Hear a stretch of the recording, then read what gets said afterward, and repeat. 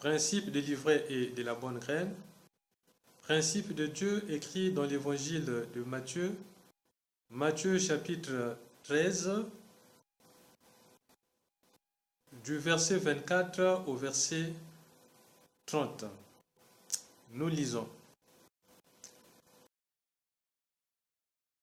La parole est dit: le royaume des cieux est semblable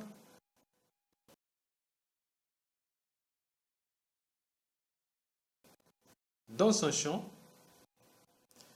Mais pendant que les gens dormaient, son ennemi vint s'aimer de l'ivraie parmi le blé et s'en alla.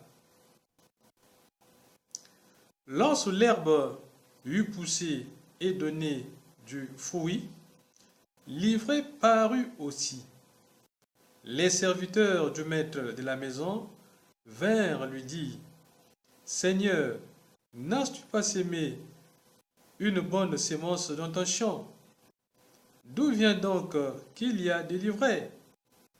Il leur répondit: c'est un ennemi qui a fait cela.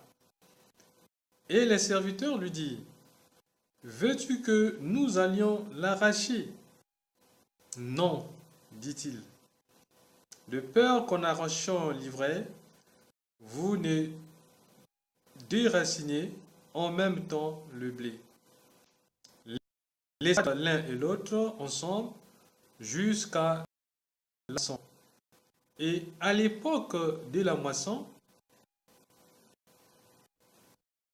je dirais aux moissonneurs: arrachez d'abord l'ivraie et liez-la en gerbe pour la brûler, mais amassez le blé dans mon grenier.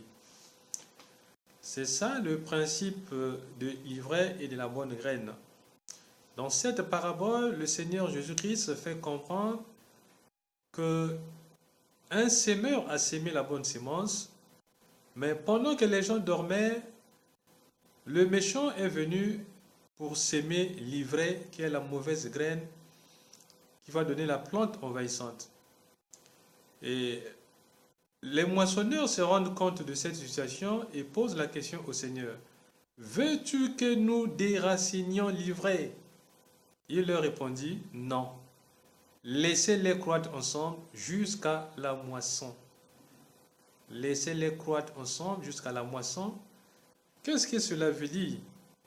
Ça veut dire que dans la pensée du Seigneur Jésus-Christ, ici, l'ivraie, c'est le méchant, et la bonne sémence, ce sont les croyants qui croient au Seigneur Jésus-Christ. Et la réponse du Seigneur est que non, il ne faut pas séparer l'ivraie de la bonne graine.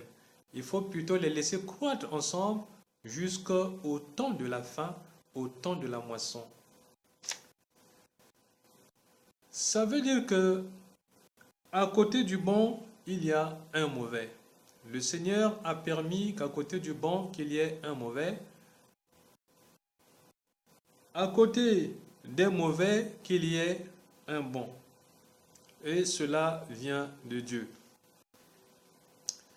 Job chapitre 1 verset 6. Voici ce que dit la Bible.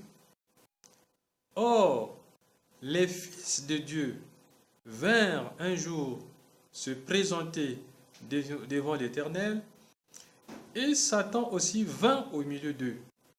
Or, un jour, les fils de Dieu vinrent se présenter devant l'Éternel Dieu, mais Satan aussi vint au milieu d'eux. Donc ça veut dire qu'au milieu des fils de Dieu se trouvait qui?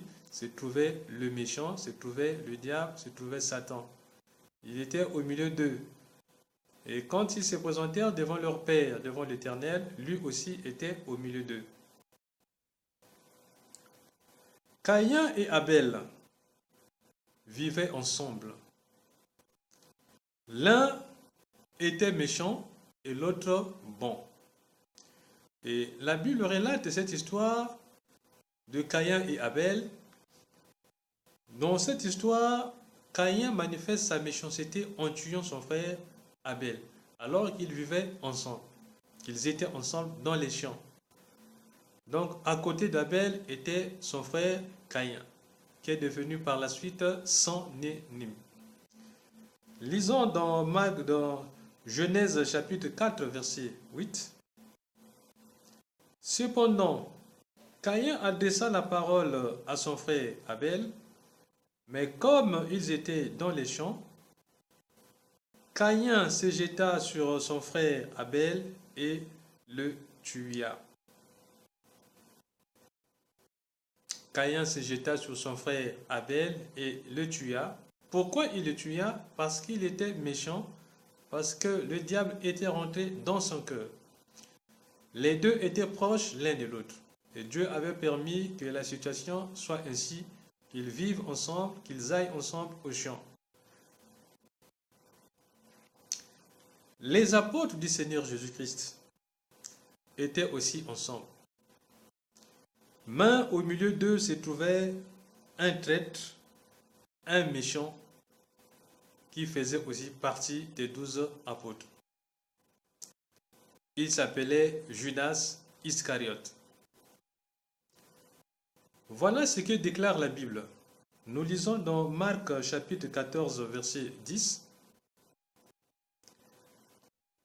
Judas Iscariote, l'un des 12, alla voir les principaux sacrificateurs afin de leur livrer Jésus. Judas Iscariote alla voir les principaux sacrificateurs afin de leur livrer Jésus. Jésus son maître. Les choses étant ainsi faites et décidées par Dieu, l'enfant de Dieu devra donc lutter.